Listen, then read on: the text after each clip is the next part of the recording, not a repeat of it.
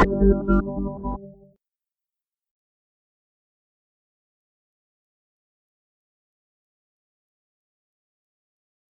everyone, welcome to another edition of Off Limits. Our guest today is Jagmati Sangwan, an amazing woman, and we are so happy to have her with us. She has been a sportswoman. She played volleyball. She was in the team that got the Asian bronze medal. She has stood for causes all through her life. She is with the All India Democratic Women's Association. She fought the Haryana Carps on honor killings. She has been raising a voice continuously on gender issues. She is today involved with the wrestlers' fight for justice and rights. So many adjectives come in mind when I talk of Jagmati: fearless, courageous, forthright. She says it as it is. So welcome, Jagmati, to Off Limits, and we are so happy to have you. Thank you, Seema. I'm so happy to be with Citizen and you people. So nice. So I'm going to ask you, shuru mein, jab aap, when you were a volleyball player, and you were a volleyball player when there were even fewer women in the field. So aapko ye sab problems, aapne, did you experience, or if you did not, was it a bad environment for women? उन लोगों को मुश्किल बहुत हो रही थी क्या उस वक्त? You see, Seema, when we started playing, it is around 1975, 76, when we were in our village in school. So at that time, there were very few families who allowed their daughters to participate in sports.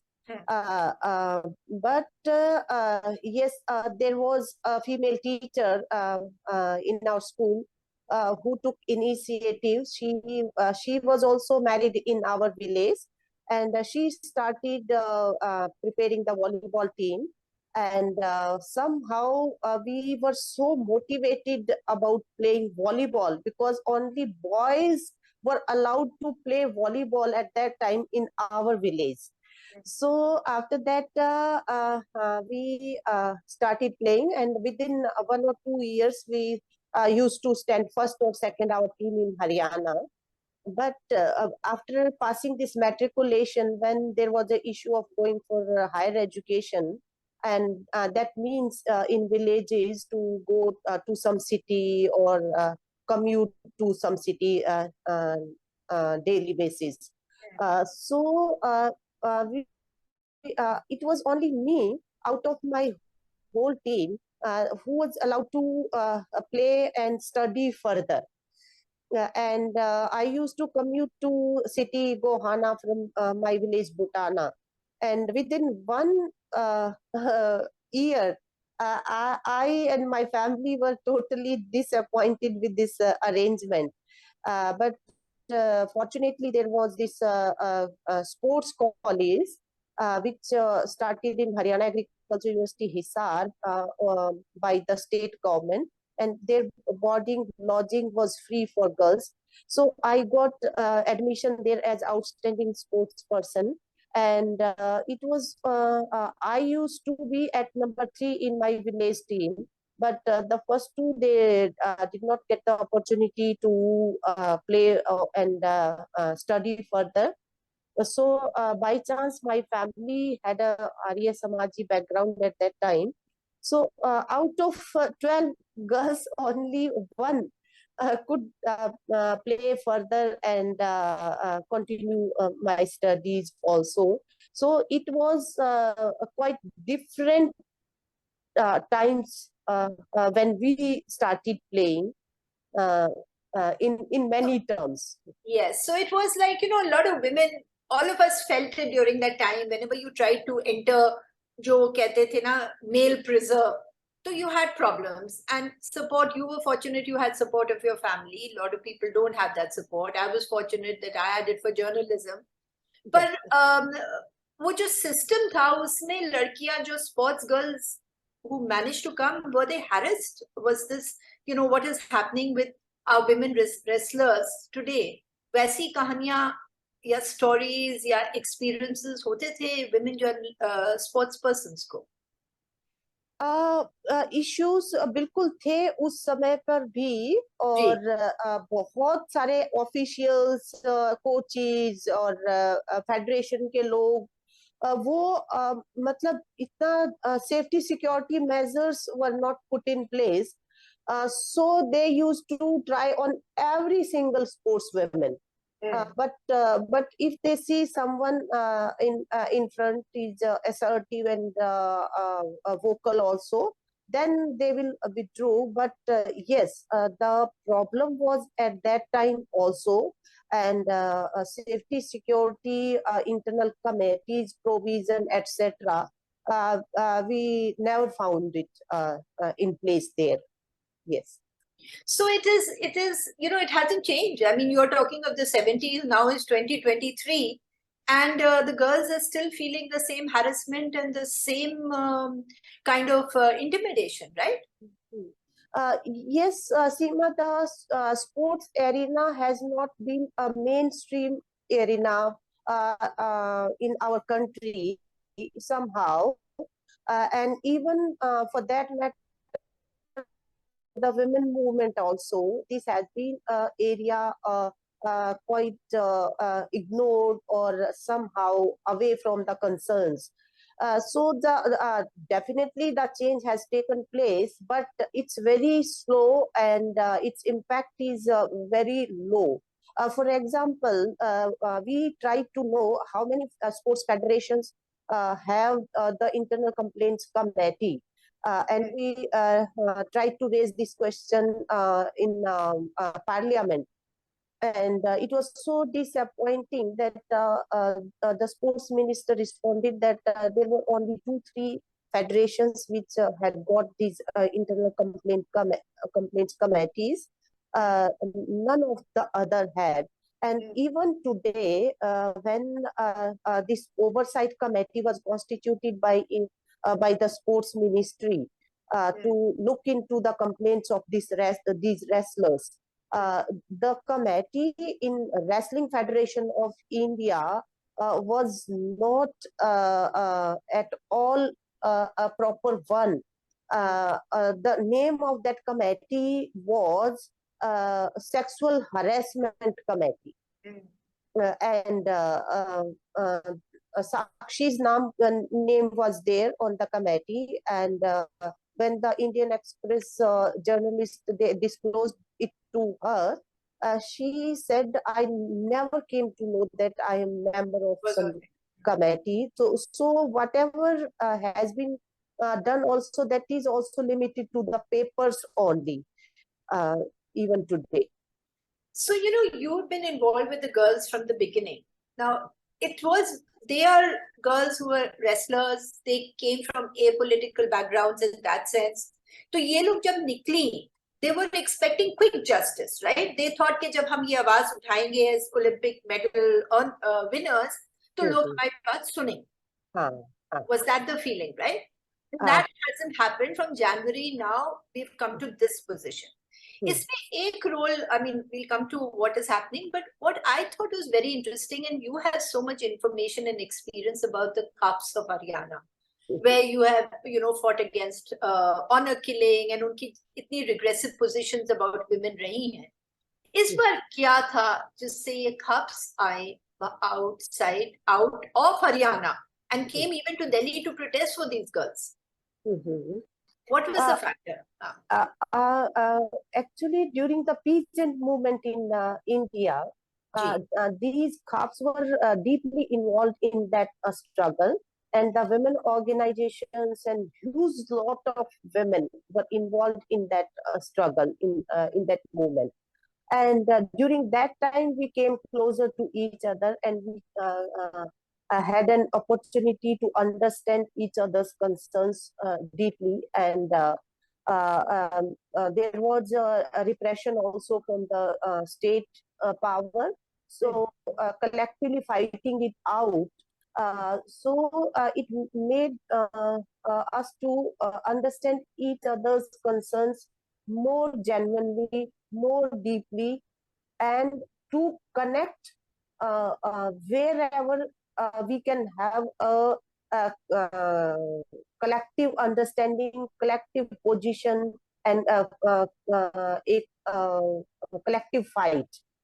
So it is the impact of that movement also, Okay.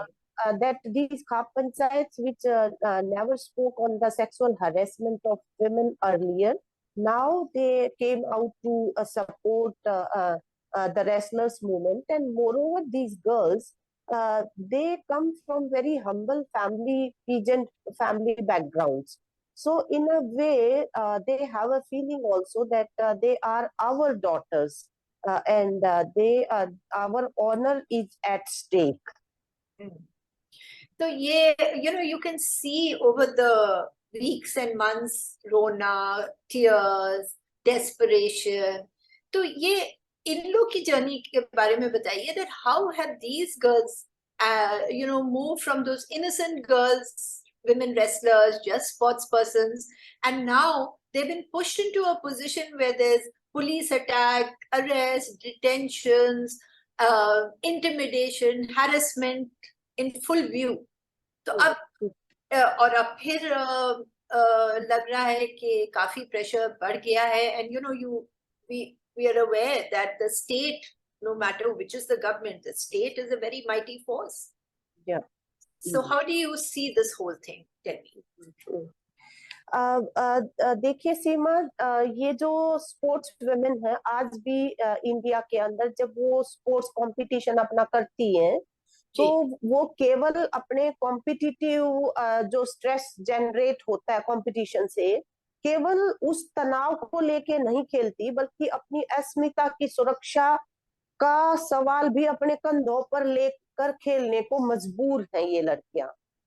और इन अ वे तमाम तरह की घरेलू स्तर से लेके सामाजिक स्तर पे everywhere discrimination, suppression and discouragement, तमाम विपरीत परिस्थितियों का सामना करते हुए ये आगे बढ़ती हैं। और जब ये स्पोर्ट्स के अंदर बार बार अपनी टेक्निक्स का सिलेक्शन करती हैं, उनको एग्जीक्यूट करती हैं फुल पब्लिक व्यू में, तो इनका जो कॉन्फिडेंस का लेवल है वो आम लड़कियों के मुकाबले बहुत ऊंचा होता है एक तरह से। तो जब वो ये डिसाइड कर लेती है कि अब तो सिर के ऊपर से पानी जा रहा है, तो फिर जब वो बोलती हैं तो बोलने के लिए भी फिर उसी कॉन्फिडेंस के साथ आगे आती है।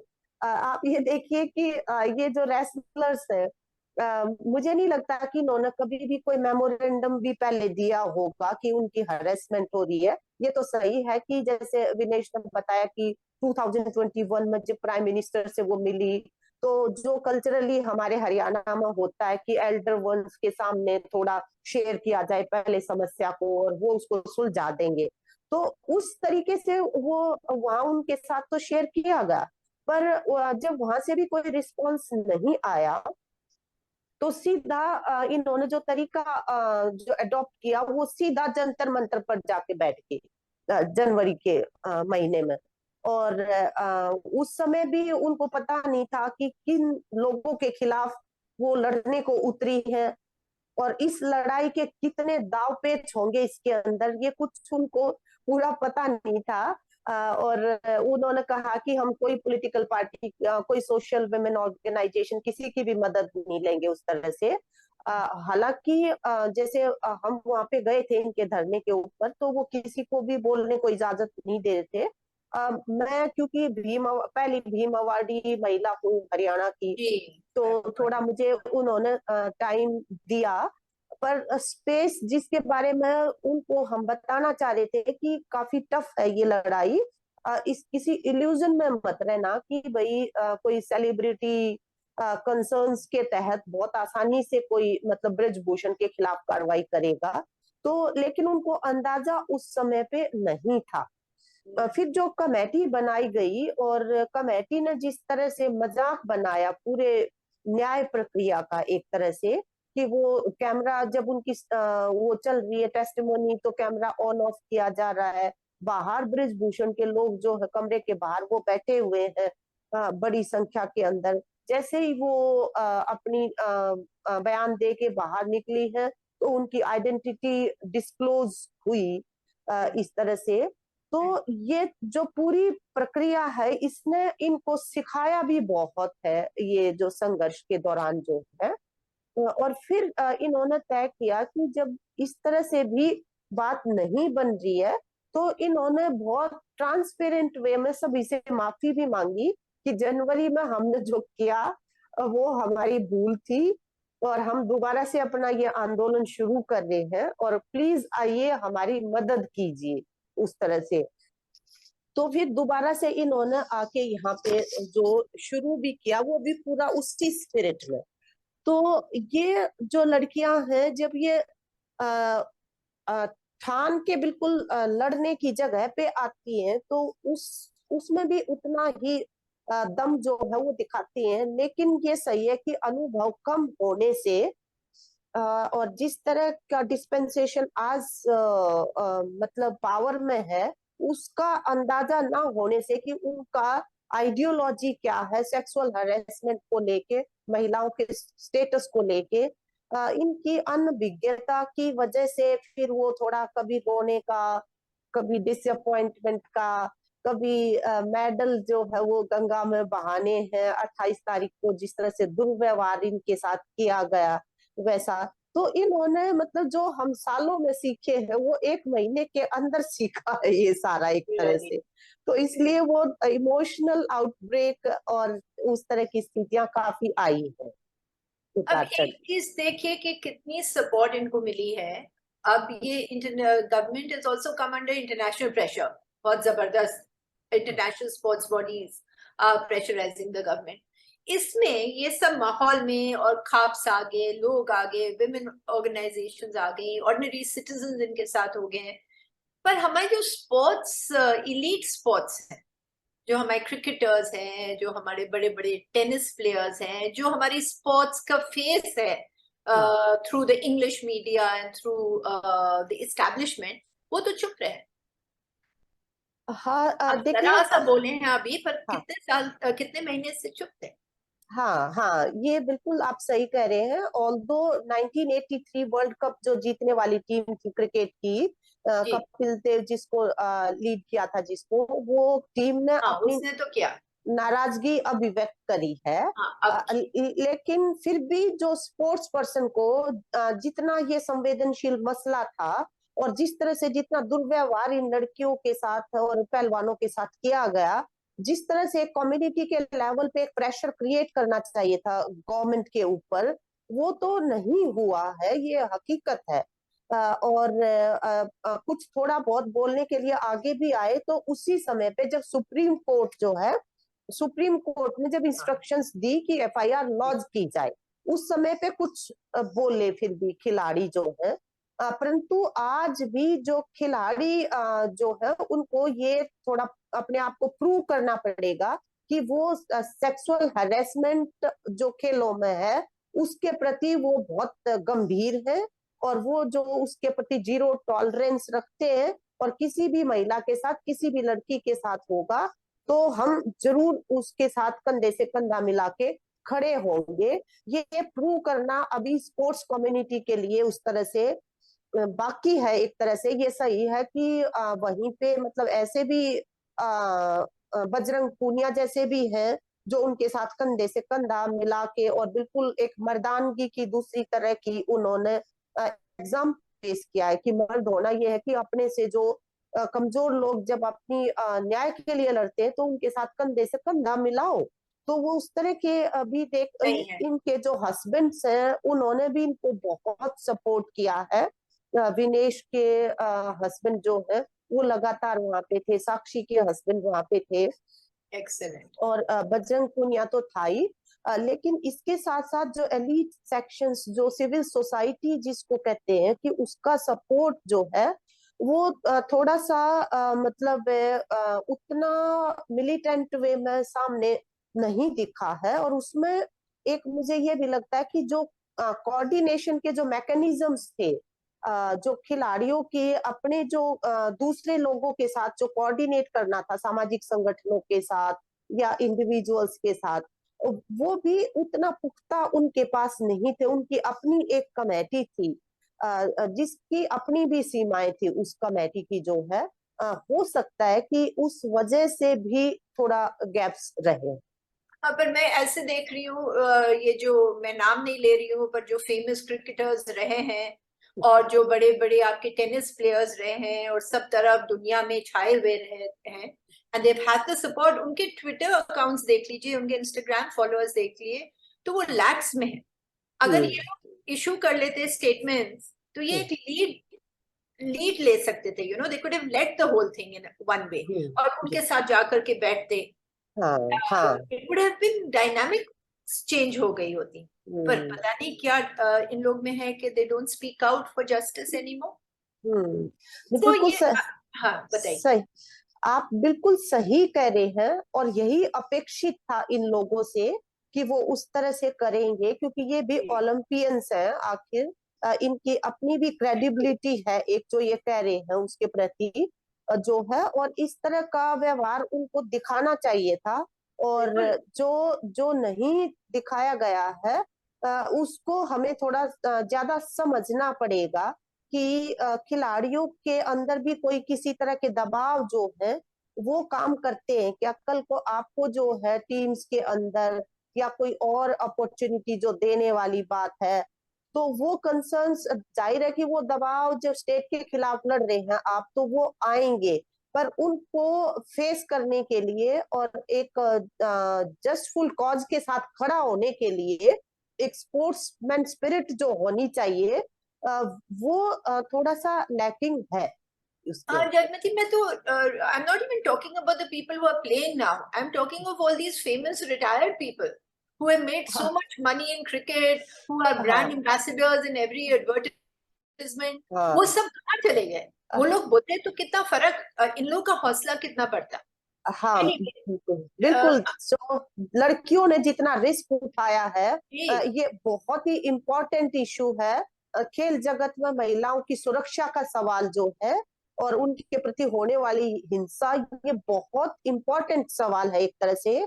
और खुद हैशटैग मी टू के दौरान मतलब पूरी दुनिया भी देख चुकी है कि कुल मिला के महिलाओं के लिए भी ये बहुत महत्वपूर्ण मुद्दा है उस तरह से।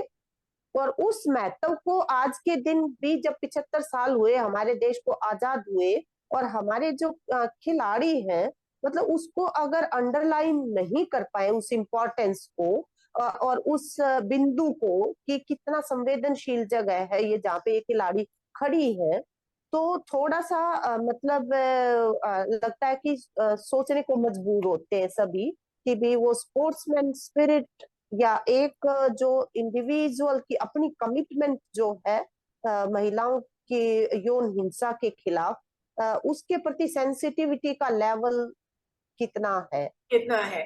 आप you raised it just now, hashtag me too. अब हम्म, ये हैशटैग मी टू तो दिखा ही नहीं इस पूरे 6 जनवरी से।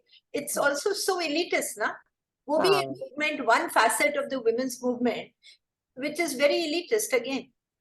जो बेचारी गरीब महिला है के साथ हम नहीं देखते हैं उनको खड़े हुए। हाँ, जिस तरह से वहां से भी जो सपोर्ट का एक सिग्नल्स आने चाहिए थे, वो नहीं उनकी आता। थोड़ी कमी रही है उनकी। But at the same time कुछ इंडिविजुअल महिलाएं जो हैशटैग मी टू में काफी एक्टिव थी, वो मुझे वहां पे धरने पे, क्योंकि मैं 15-20 दिन लगातार वहां पे पूरा टाइम थी, तो वो महिलाएं मुझे मिली। और उनका इच्छा भी थी कि किसी तरह से हम कुछ कनेक्ट करें, मतलब इस एजिटेशन के साथ, इस मूवमेंट के साथ। बट मैं पर्सनली, मैंने ये फील किया कि जो कोऑर्डिनेशन का जितना इफेक्टिव मैकेनिज्म होना चाहिए था ऑर्गेनाइज्ड, कि कोई कहीं से भी कोई अंश अगर सपोर्ट का हमें नजर आ रहा है, और वो भी खास तौर पर इस तरह के तबकों की तरफ से जो बहुत मायने रखते हैं जब वो बोलते हैं, तो कुछ वो कनेक्टिविटी और कोऑर्डिनेशन का भी लैकिंग थोड़ा सा वो। हमेशा रहा है जगमती, हम लोग कब से रिपोर्टर्स हैं। ये एक जब भी आप इलीट सेक्शन से हट जाएं और जब गरीब का आ जाते हैं या हम्बल बैकग्राउंड के लोगों के बारे में होता है, तो ये डिस्कनेक्ट एकदम हो जाता है। It is sort of connect ही नहीं कर पाते हैं लोग। हाँ पर आप बताइए कि अब क्या होगा, क्योंकि obviously the girls are under lot of pressure. फिर वो जो माइनर है उसने भी विड्रॉ शायद कर लिया है केस। अगर कई राउंड्स ऑफ टॉक्स हुई हैं गर्ल्स की और मिनिस्टर्स और अथॉरिटीज के साथ, उसमें ये भी है कि अभी तक ना ब्रिजभूषण को हटाया है as president of the wrestlers federation, nor is there any action really against him. तो what, how do you see, आप क्या देख रही हैं कि how will this play out? हाँ, देखिए सीमा, जो पॉक्सो का जो कानून है और जिसका केस उनके ऊपर लगा ब्रिजभूषण शरण के खिलाफ, हमने सब ने एक पूरी परिस्थिति को समझते हुए जोर शोर से ये आवाज उठाई कि सबसे पहले ब्रिजभूषण की गिरफ्तारी को सुनिश्चित किया जाए, बाकी सब बाद में। क्योंकि हमें ये पता था कि अगर ब्रिजभूषण गिरफ्तार होता है और वो रेसलिंग फेडरेशन ऑफ इंडिया से वो अलग थलग पड़ता है गिरफ्तारी के बाद, तो सैकड़ों लड़कियां और ऐसी हैं जो विक्टिम रही हैं और जो बोलने के लिए आगे आएंगी और ये केस जो है वो मजबूत होगा। लेकिन वैसा किया नहीं गया, एफआईआर तक लॉज नहीं की गई। आपने हमने देखा वो सुप्रीम कोर्ट के कहने पे ही हुई। और फिर उसके बाद उसकी गिरफ्तारी को लेके तो बिल्कुल ही सीरियस दिल्ली पुलिस रही नहीं। और इसकी वजह से ब्रिजभूषण और उसके लोगों ने, जो भी माइनर जो लड़की थी, उसके परिवार के ऊपर, उनके ऊपर इतना ज्यादा दबाव बनाया जिसका हमें पहले से अंदाजा था कि उनको जो है मजबूर कर दिया, विवश कर दिया एक तरह से अपनी जो स्टेटमेंट्स वो बदलने के लिए। और ये बाकायदा इसको कह सकते हैं कि सरकार ने उसको ये समय दिया ये सब करने के लिए, उसको फैसिलिटेट किया एक तरह से कि वो माइनर जो है उसको परिवार को किसी भी तरह से दबाव में ले पाए। तो ये किया गया है, हम जो कह रहे थे वही हुआ है असल में। और लेकिन अभी भी इसका ये मतलब नहीं है कि कानूनी रूप से ये जो पॉक्सो की धाराएं जो है वो उसके ऊपर से उठ गई है। क्योंकि अभी भी जो जुडिशियरी है उसको ये देखना पड़ेगा कि किन सर्कमस्टेंसेस के अंदर ये बयान बदले गए हैं, क्या और क्या विवशताएं, क्या मजबूरियां थी कि पहले एक बयान था और बाद में दूसरा बयान सामने आ रहा है। तो अगर जुडिशियरी भी अपने लेवल पे पूरे विवेक के साथ, पूरी गंभीरता के साथ इस मसले को लेती है, तो ऐन मुमकिन है कि दूसरी जो स्टेटमेंट है नाबालिग की, उसकी बजाय पहली जो स्टेटमेंट है उसी को कंसीडर किया जाए और वो धाराएं जो है वो लगे और उनकी गिरफ्तारी हो। परंतु जिस तरह से गृह मंत्री बीच में आए हैं और जिस तरह से ये अभी जो पूरी प्रक्रिया चल रही है सरकार के स्तर पे, वो जो विल पावर स्टेट के अंदर जो होनी चाहिए कि हाँ, किसी ने अगर हमारी खिलाड़ियों के साथ यौन हिंसा करी है तो कानून के हिसाब से जो सजा मिलती है वो सुनिश्चित होनी चाहिए, ताकि आने वाले समय में दूसरी लड़कियों के साथ इस तरह का कोई हिमाकत ना कर पाए। वो विल पावर टोटली लैकिंग है इस पूरी प्रक्रिया के अंदर, पूरे प्रोसेस के अंदर। वो चिंताजनक पहलू इस चीज का ये है। सो ये जो एक हफ्ता you are in touch with the girls, so this 1 week जो दिया है ये 15 जून तक, what are they wanting? They want the arrest or are they negotiating something else altogether? नहीं, वो आज भी उनकी तरफ से ब्रिजभूषण की गिरफ्तारी जो है वो पहले नंबर पे है। लेकिन ये सही है कि जैसा आपने बताया कि आज तक उसके खिलाफ कोई एक्शन तो हुआ नहीं है ब्रिजभूषण के खिलाफ, और इनका स्पोर्ट्स का करियर अभी बचा हुआ है। और अगर वो और उसके लोग जो है वो डोमिनेट करते रहेंगे WFI के अंदर, तो इन खिलाड़ियों का जो खेल का भविष्य है वो तो बिल्कुल उसका कोई चांस नहीं बचेगा वहां पे जो है।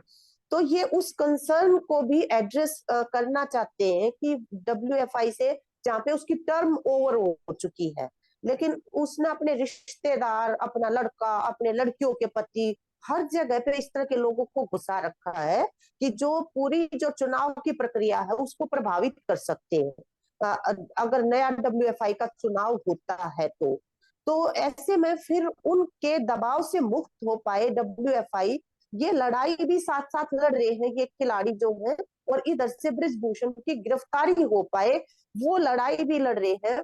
और इसके साथ तीसरा जो सबसे बड़ा प्रेशर इनके दिमाग पे काम कर रहा है कि आने वाले दिनों में इनको एज स्पोर्ट्स पर्सन अपने कॉम्पिटिशन्स के लिए अपने मतलब फिटनेस के लेवल को बना के रखना पड़ेगा। ये लंबा आंदोलन अफोर्ड नहीं कर सकते। इनका शरीर ही है जिसके साथ वो सब कुछ करामात अपनी दिखाते हैं, and they don't have many sets of skills with themselves. ये लोग जो खिलाड़ी होते हैं उनका ऐसा एक साधना का वो होता है जब आप ओलंपिक लेवल पे compete करते हैं कि दूसरे कोई स्किल्स वगैरह अपनी अपग्रेड करना या चॉइसेस रखना बहुत ज्यादा वो संभव नहीं हो पाता है। तो ये प्रेशर भी उनके दिमाग पे है। मैं आपसे कोई प्रिडिक्शन नहीं मांगती हूँ. I think this is the note we will end the interview with Jagmati, and let's see after the 15th, तो अप टिल द 15th क्या होता है. We just hope that the girls get their rights and action is taken. Thank you so much. इससे बहुत ज़्यादा, you know, one has got a lot of information and understanding from behind the scenes. Thank you, Jagati. Thank you, Seema.